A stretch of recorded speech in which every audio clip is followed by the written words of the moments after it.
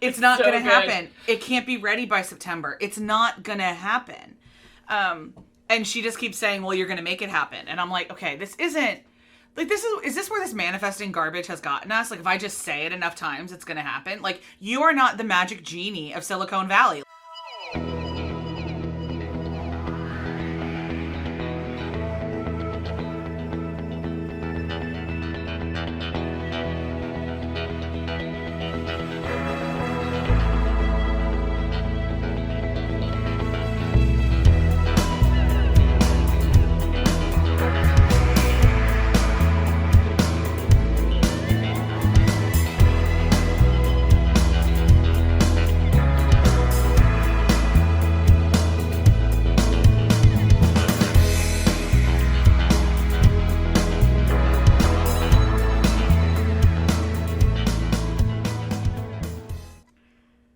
Hey, y'all, we're the Good Doctors of Abby Research. I'm Dr. Kristen.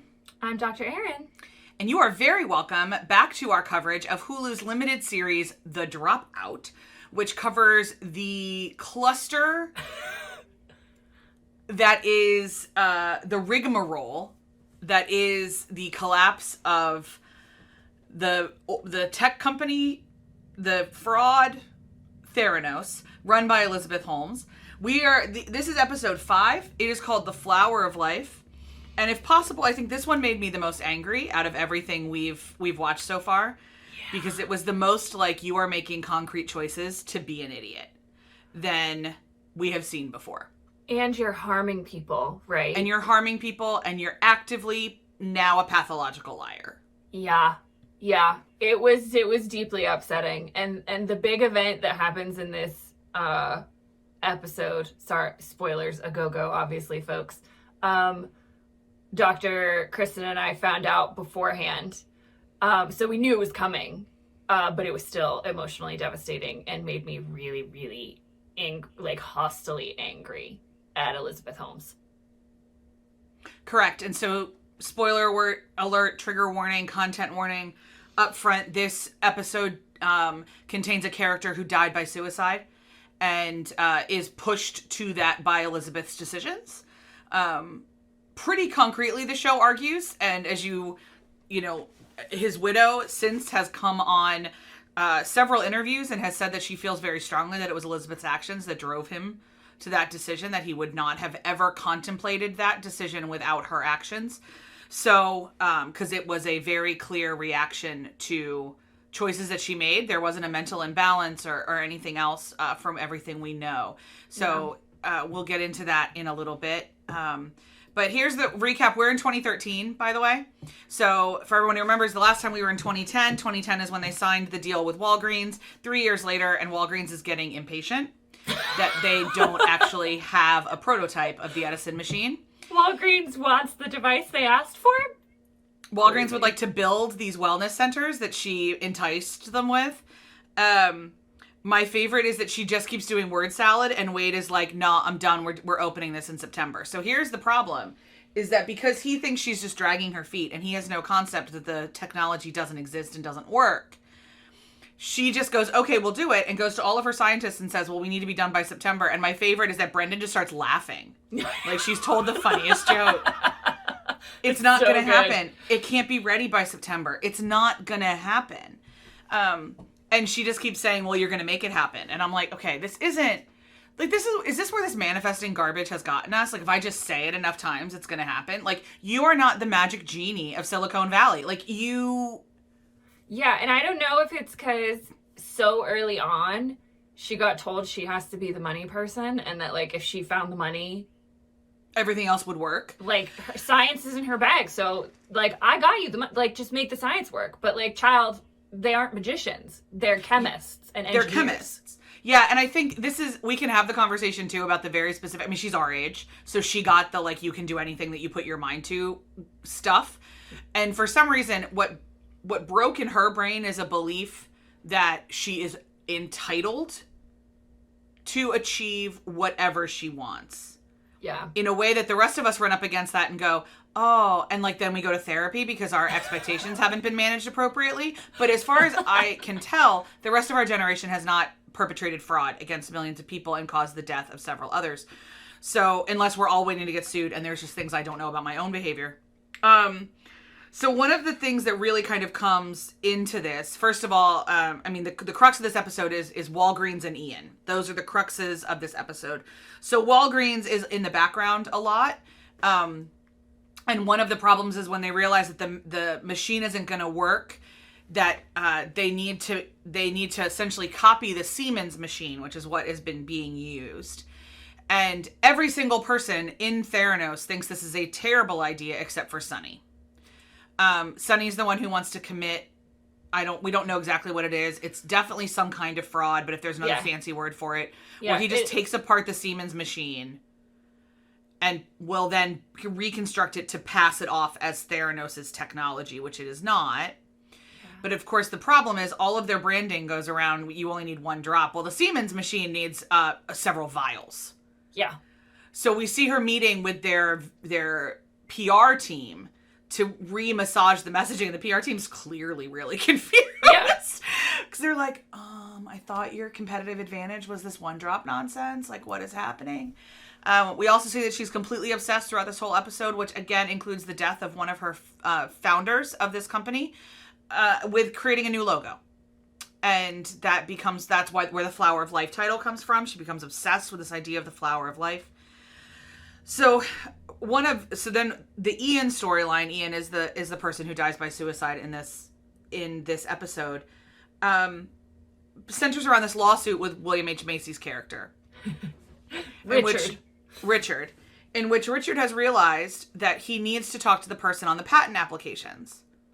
And that is Elizabeth, but also Ian. Ian is the only other one on every patent application. And Richard just keeps asking to talk to Ian. Yeah, because he knows if he asks him what Elizabeth did, under oath, he'll be able to tell her she didn't do anything. And I don't know if Richard exactly knows that Elizabeth did nothing and lied. I think he has, a gut instinct that she did because he knew her and he knows that she's not a chemist. He knows that she did nothing. What he wants to uncover is whether she, lied about it. Yeah. Yeah. So it's well, did you actually contribute in some way? Is everybody else okay that you put your name on this application? What is your actual involvement? It's one of those, he knows something is iffy here, but he's not willing to, go. He can't. He has no evidence that she actively lied unless Ian will testify. Mm-hmm. But we know from episode 2 that Ian knows that if she put her name on that application, she did nothing. So I've been wondering for a long time why we were paying attention to William H. Macy's character so much. And this episode is my answer. He is the impetus that, honestly, a huge part of the downfall of Theranos, I'm going to guess, actually traces back to him and this question he kept asking. Yeah. Why is her name on the patent applications? What did she actually do? And so we continue to add to the incredible cast of characters of people who were bored during COVID and wanted to be part of this. And Michaela Watkins from SNL is also now a part of this incredible show. And she plays Theranos' lawyer, who tries to consult with Ian about what he can say and can't say. And I would say, of all of the characters I empathize with in terms of being able to truly understand how my body would feel in that situation, so far all we've hit is Ian. I can very easily imagine how I would feel sitting in that lawyer's office and going, but I can't lie. Yeah. Under oath. And the lawyer very clearly understanding that he can't lie, and so the whole thing is, well, you just don't have to testify. But then she gets him to she wants to get a doctor's signature. So that's another lie. Yeah. And I probably, in this particular circumstance, if I was desperate for health insurance, which Ian tells us is the only reason he's still at Theranos, I could maybe do the doctor's note. But if you put me in front of a deposition, there's no way in hell I'm lying in a deposition. Yeah. Absolutely not. But he works for a company that will sue him and destroy him if he breaks his NDA. And I have some questions as to why you can't break an NDA under oath. And if there's some deposition wiggle room there. But my guess is that there is, and the lawyer did not consult him on that, intentionally so. But I don't know California law either, as we often say around here. I don't know the legal standings of NDAs in California. All of the NDAs I have been privy to, none of them have been in California. So yeah. I don't exactly know. We see off screen, we do not actually see Ian's death, which I was grateful for, because that's not the vibe this show was going for, so we didn't need the gratuitous Me too. Yeah. scene. But what we do see is that when Elizabeth is informed of Ian's death, her reaction is automatronic, and the only concern is about getting back his laptop with the proprietary information on it. Mm-hmm. That we know from news articles that we've read with Ian's widow that Elizabeth never really reached out to her at all. There was no human concern for Ian at all. The only person who seemed to mourn Ian at all was Brendan. And when Brendan did that by sending out a company-wide email that Ian had died and his incredible contributions to Theranos, Brendan was fired for that email. Yep. This is also the transition point between the kind of everyone we've known so far and then the people that will end up becoming the whistleblowers. And the first one we have is it Dylan O'Brien? Is that who it is from 13 Reasons Why? Okay. It's somebody Minette. So we have a young, Stanford grad drinking the Kool-Aid. Tyler Schultz. He's George Schultz's grandson. Sam Watterson's grandson. And he ends up becoming, with a girl we'll meet in the next episode, the two whistleblowers that end up really, kind of, spoiler alert, it's in every single... As soon as I, connected the dots with his name, I was like, oh, yes. Oh, I remember you. I remember you. So he becomes a big part of it. There's also a ton of stuff with Sunny and Elizabeth where, she won't talk to him anymore. Her go-to lie is, I'm always going into a meeting. And Sunny's like, no, I know you're on a plane. No, I'm going into a meeting. And, we're watching her sit on a plane. She is continuing to spiral in a way where it's she knows that all she does is lie. Yeah. And she just has to keep digging the hole because she can't face the truth. And it is remarkable, her level of self-preservation. So that's what happened. I want to ask Dr. Erin her responses, and then we'll let you know that as we're filming this also, they've started jury selection for Sunny's trial. So we'll get into a real-life update for that after we discuss the episode. So if you're wondering what's going on in the real time, we will fill you in. So Dr. Erin, of all those things, what would you like to talk about? Oh, boy. A couple of things, I think. But let's start with Elizabeth, because she's the big nut to crack here. So this whole episode is really just her floundering. Yeah. She is having an existential crisis. We get some fascinating insight. Again, whether it's fictional or not, these are fictional portrayals of real people. But we get a scene with her and Sunny after she finds out about Ian's death, where she just keeps playing with these finger puppets she's got for the kids. And he tells her it's okay to be sad if you're sad. And that's when we get android Elizabeth, AI, animatronic, no emotions. But then she's kind of having this conversation of who she is and if she is more than the face of Theranos. She knows something's not right with her. I don't think she has the emotional capacity to figure out what is wrong. But, one of the times she's avoiding Theranos so that she doesn't have to think about the fact that she's lying. She goes down, she flies to meet with, I think, the PR people who worked for Apple. And, she wants to talk to them about a new logo. And they say to her, no, what needs to be the face of this company is you. And they put up a picture of her. And she's super uncomfortable about that. And then later in the episode, after her Uncle Ron dies, Uncle Ron, and she goes to the funeral in Florida and she's talking to her mom about who she is. And did I ever have any hobbies, which I thought was a fascinating question. Yeah, she's asking her mom, who am I? I am more than just this company. And then her mom, being super helpful, is no. That's who you are. And so at these times we get, human Elizabeth trying to sneak out through the cracks there, and for whatever reason it gets pushed back in. And so by the end we get to her like at this really weird WeWork like team meeting at Theranos, where she says, you know, we're launching in 3 days at Walgreens, and the new motto, the new slogan is, so no one ever has to say goodbye too soon. And she also says that Theranos is not her job, it's her religion. Yeah. And I just sat there and went, okay, problems A through F. But also, you have no, like, diagnosis does not control saying goodbye too soon or not.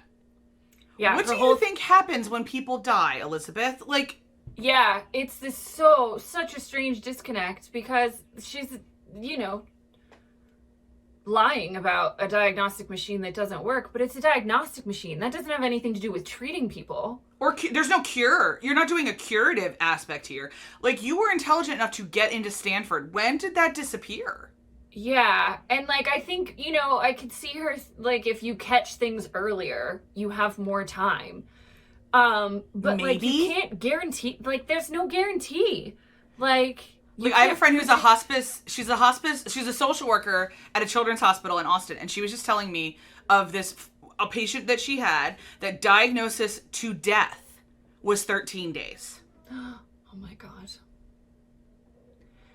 Like, yeah, so like, her brain is just, I don't understand it. But by the end of the episode, she's no longer trying to figure out who she is anymore. Because she has found a new religion. It is Steve Jobs and Theranos. It is. Also, speaking of Steve Jobs. Yeah. It's 2 years after Steve Jobs passed. And she, like, brings him up in the PR meeting. Like, I'm sure it's really hard. And the PR person is like... And cries. She cries about that. She cries about it. But she doesn't... But she never met him. Her response to Ian dying was... She looked at Sunny and said, we won. Yeah. We won the lawsuit. And I was like, whoa, you don't process. There's some disassociation happening here. Yeah. Yeah. And you know, the creepy part of the team meeting, team celebration, is when she starts like screaming at her team, like, does anyone doubt me that I will make this happen? And she's like, does anyone doubt me? And she says it a couple of times, and then Sunny is like, if you do, you can get the fuck out. And I was like, wow. Talk about people that, like, they actually look like they did drink their own Kool-Aid. So yeah, for me, that was a fascinating trajectory with Elizabeth. I didn't anticipate that post red lipstick, black turtleneck Elizabeth, we were still going to get... Yeah, the internal monologue, yeah. The internal grappling with who she is. But I appreciated it, whether or not it's true or not.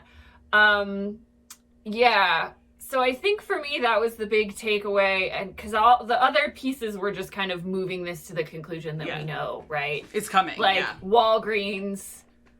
The stuff with Walgreens was moving the chess pieces forward. I think Ian's death was like the death of the last of like any humanity left at Theranos, because there was Brendan, and then but like Brendan, you knew, and like, I don't know, the actor who plays Brendan, he was very good.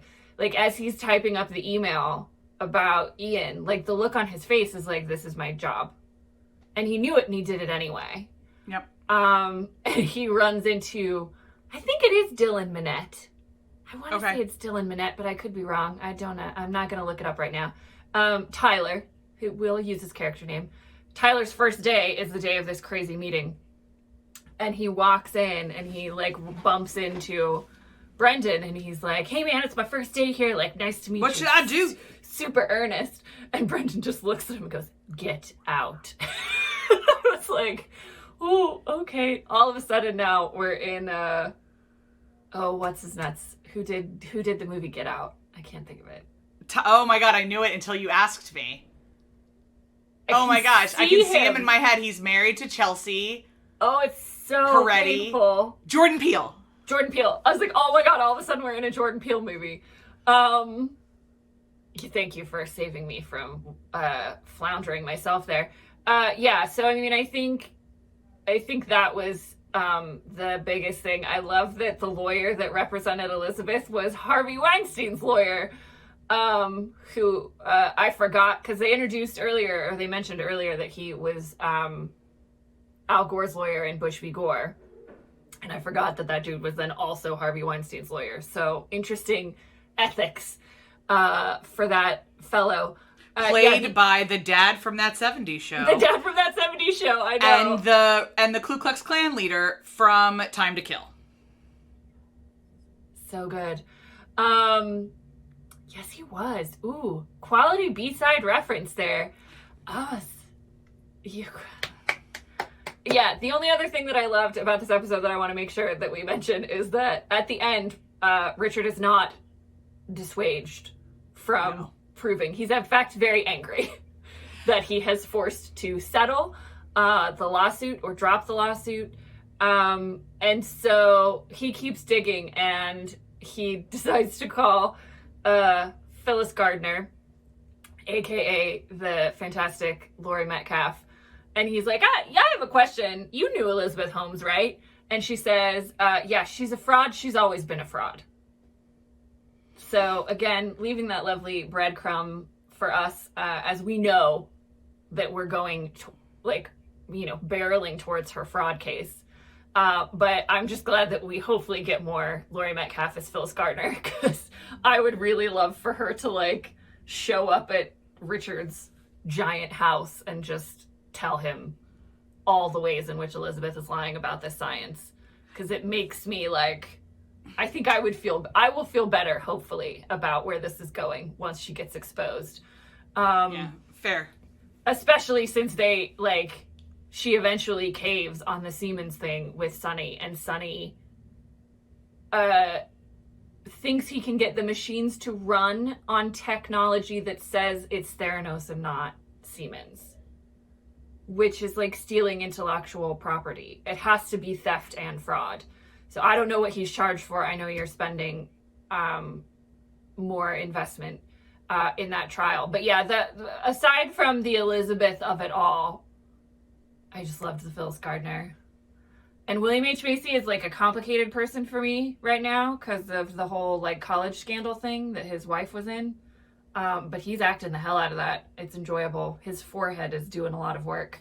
Doing so much work. What I also love is that his character is very complicated. Yeah. In that I don't necessarily think he's a bad guy. No, I don't think so. He is selfish. Yeah, I think he was definitely hurt by her. I think he's petty. Yeah. Yeah. He's lashing out because she didn't ask him for help. Which is not a mindset I can identify with. But there's a couple moments where he's like, I think she's just in over her head.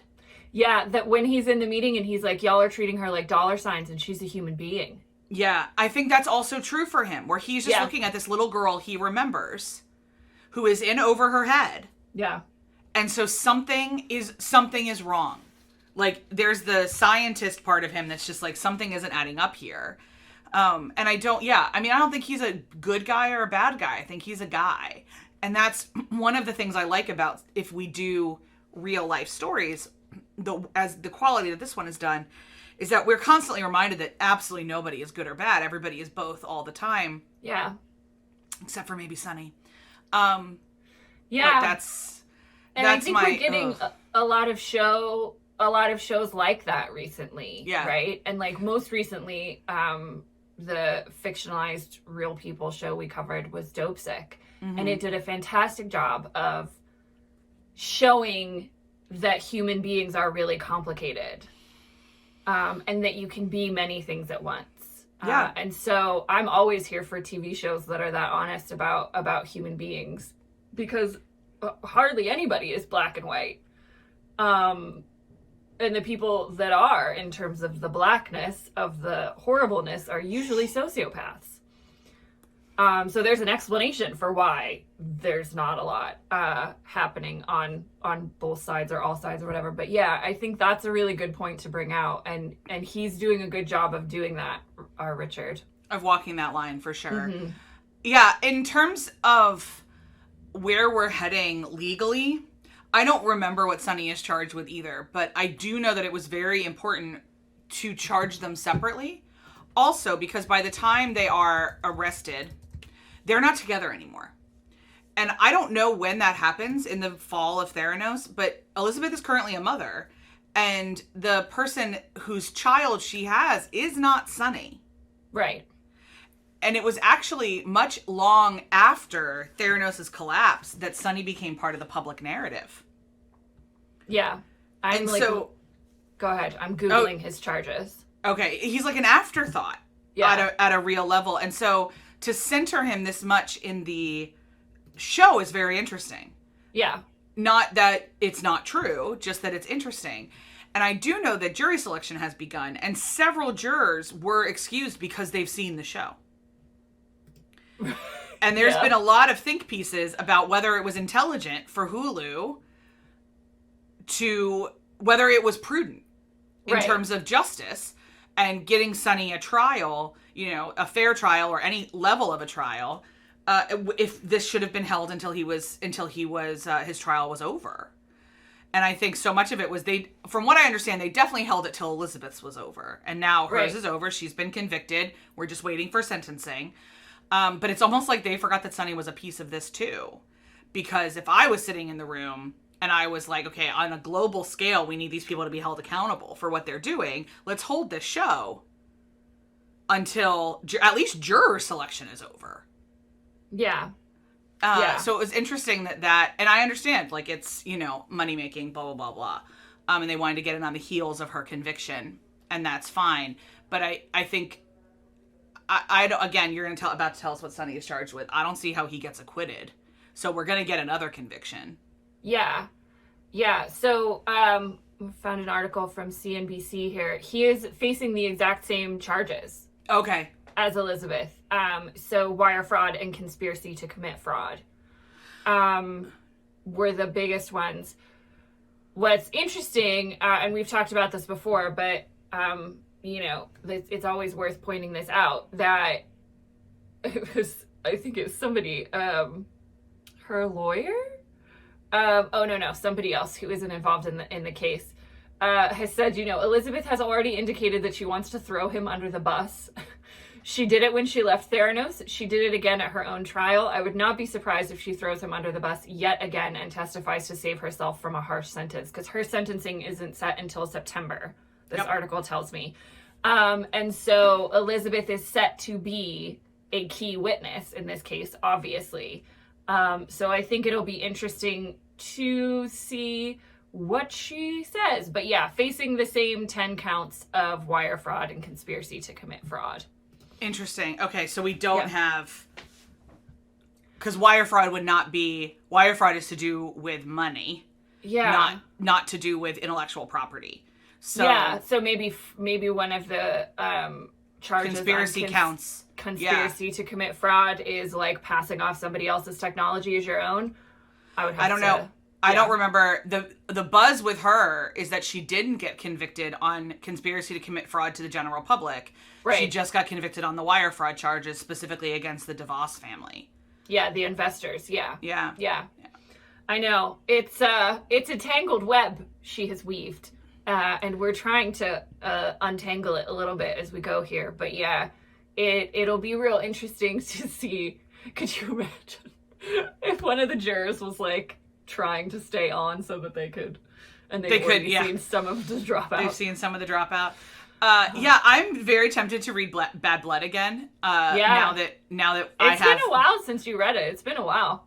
Because I read it when it came out, which was, I think, like 17 or 18. I know we were living in the house we're living in now. Like, we were in Lakeview. And like, when did we watch The Inventor? 2019? 2018, 2019?